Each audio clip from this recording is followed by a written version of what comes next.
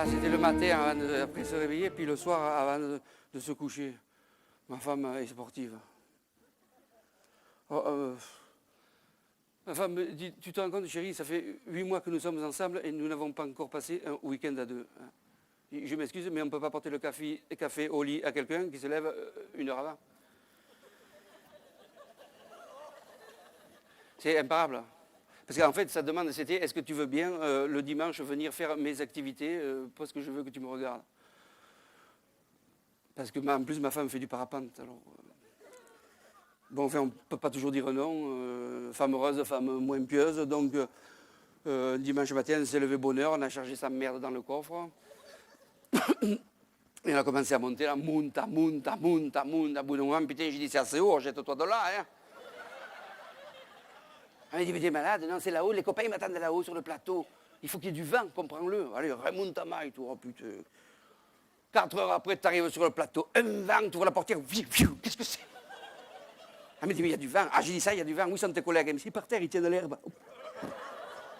J'ai dit, ben écoute, rejoins-les, on se retrouve ce soir à la maison. Elle m'a dit, mais comment tu me regardes pas atterrir? Oh putain, j'ai dit, si t'atterris, je reste. Elle m'a dit, mais si j'atterris, c'est pas ici, c'est pas imbécile, c'est en bas, en bas. Elle m'a dit, oui, en bas, tu verras, tu ne peux pas te gourer, tu suis la route, on est monté par ce côté, tu descends par l'autre, tu verras, il y a 2 stades et on atterrit au 3e. J'ai dit, attends. On a mis 4 heures pour monter, tu atterris quand demain? Elle m'a dit, mais pour une fois, fais-moi plaisir, tu es là. Bon, alors je suis là. Alors je fais ce qu'elle m'a dit. Je descends au premier stade. Bon, c'est des types qui jouent au foot. Je m'arrête, je bois une bière, on discute, normal. Je vais à un autre stade. Là, c'était des femmes qui jouaient, même pas, je m'arrête. J'ai horreur de me disputer. Et après, je cherche le 3e stade, je ne le trouvais pas. Je trouve un autochtone qui me semblait authentique. Et j'ai dit... monsieur, s'il vous plaît, vous pouvez me dire, il n'y a pas un stade là? À 12h01, les stades, ils sont là-haut. Hein. J'ai dit, non, mais on m'a dit qu'il y en avait un là. Oh, la glacière, vous voulez dire? C'est un prix, il est tout gelé, du 1er janvier au 31 décembre, vous ne pouvez pas vous tromper. C'est un terrain de foot de rechange. J'y vais, oh putain, ça pour être glacé, c'était glacé. Moi, en plus, je m'étais habillé léger, je ne pensais jamais sortir. J'avais les petits mocassins avec le godasse à pompons, les glands. Je fais 3 pas dans la neige, tac, je perds un gland. Ça m'énerve, tu vois. Alors, il y avait plein de femmes, alors, équipées, suréquipées, la doudoune, la table basse, le thermos de 40 litres de Tétiocha, tu vois. Voici, gala, nous deux, les biscuits. J'avais l'impression d'être chez la dentiste sans le mal aux dents, tu vois. Alors, et puis tu regardes comme si tu arrivais de Mars, tu vois. Bon, c'est-à-dire, j'étais pas habillé comme eux, hein. J'étais habillé léger, quoi. J'avais les petits pantalons fins, tu vois. Bon, mais l'humidité, elle m'a monté, là, tu vois. C'était humide, hein. Alors, les autres équipés, moon boots et tout. Alors, j'ai dit, mais qu'est-ce que vous faites là? Elle m'a dit, on attend que nos maris atterrissent. Ah, j'ai dit, mais c'est là qu'ils atterrissent. Oui, c'est marqué atterrissage de con, là. Tu vois, alors, puis alors, je te bois le thé, je te discute, même pas de calcul. Ça me gonflait bien, tu vois. J'ai dit, c'est bien hein, de passer le week-end avec les maris comme ça. Tac, tu vois. Alors, elle m'a dit, oui, c'est bien, pourquoi? J'ai dit, moi, vous ne disputez pas. Elle m'a dit, si, la descente. Ah bon, vous êtes vivant? Bon. Alors, tourne-vire, j'ai dit, bon, qu'est-ce qu'ils foutent là-haut? Ils font le nid, parce que moi, je commençais à me geler. J'avais l'humidité qui était à mi-cheville. J'ai dit, là, j'ai les chevilles qui couinent. Quand c'est les os du genou qui couinent, je ne peux plus. Je ne peux plus. Elle m'a dit, mais c'est parce qu'ils attendent que l'air froid remonte et qu'ils poussent l'air chaud. Et c'est l'air chaud qui les soutient pour qu'ils puissent descendre. Elle m'a dit, tenez, regardez d'ailleurs, ils partent. Oh, c'était beau. Vous auriez vu ça? Mais, alors, eux, ils étaient dans le soleil couchant, là. Nous, on se les gelait, hein. Mais eux, alors, ils avaient l'air bien. On aurait dit des petits oiseaux qui sortaient du nid, vous savez, qui volaient comme ça. Alors, il y en avait des bleus, des blancs, des jaunes. Bon, ils avaient des couleurs à chier, mais ça... Alors, et ils volent. C'était beau. Ça m'a fait envie, ça me fait tellement envie que si j'avais eu un 16, je m'en calais un.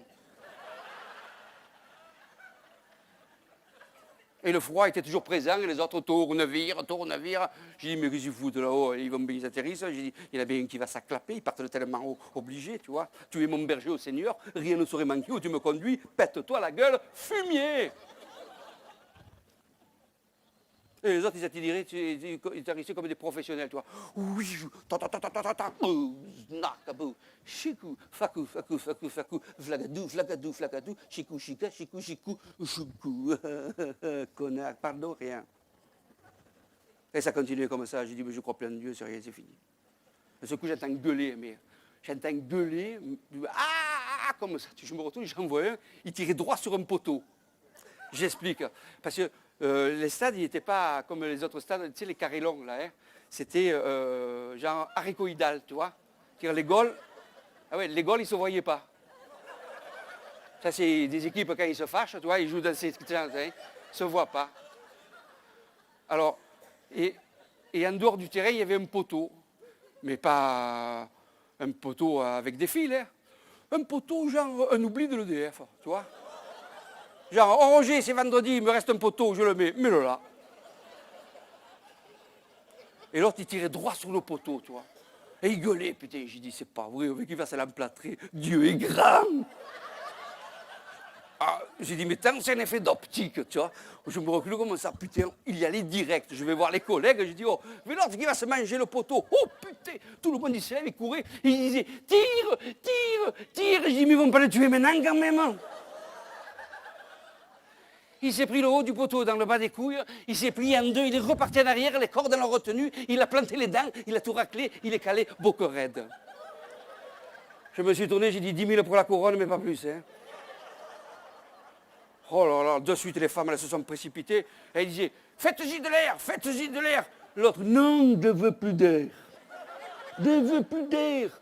Je dis, mais qu'est-ce qui t'est passé? Ah, mon pauvre, ce qui s'est passé, il s'est passé que vous vous êtes mangé tout le poteau avec la bouche. Voilà ce qui s'est passé. Oh putain. Faites voir un peu les dents d'en haut. Eh bien, vous n'en avez plus. Et celles d'en bas, oh, peu cher, regarde. Mais ils en font des belles en plastique, vous savez. C'est rien, c'est surtout les dents.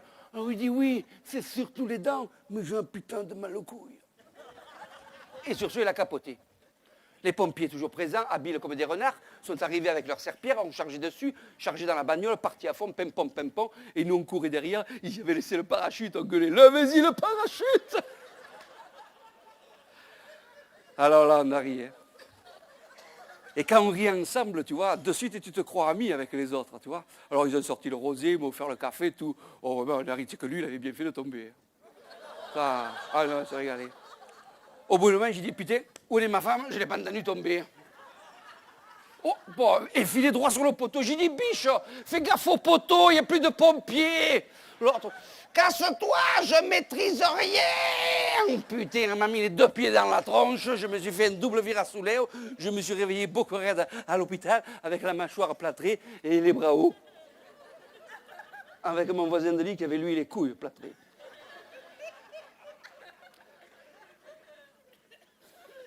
Alors ma femme elle vient, elle me dit, alors ça va, tu n'es pas trop déprimé? Un week-end à 2, 15 jours d'hôpital, tu te casses. Heureusement, il y avait sa copine qui était compatible. Ben, si on nique pas les copines des copines, on nique qui hein. Mais elle, alors, dès les 15 jours qui sont passés, que les bras me sont tombés, que je me suis retrouvé chez elle, c'était pire que l'autre. Là, c'était des sportives, elle était des sportives de chez sportive. Elle se levait la nuit pour faire des exercices d'assouplissement. Avant d'aller travailler, elle allait se faire le jogging. Elle allait travailler entre midi et 2, elle faisait le squash. En rentrant du squash, elle faisait les claquettes. Elle rentrait à la piole, crevée. J'ai dit, putain, mais quand est-ce qu'on baise?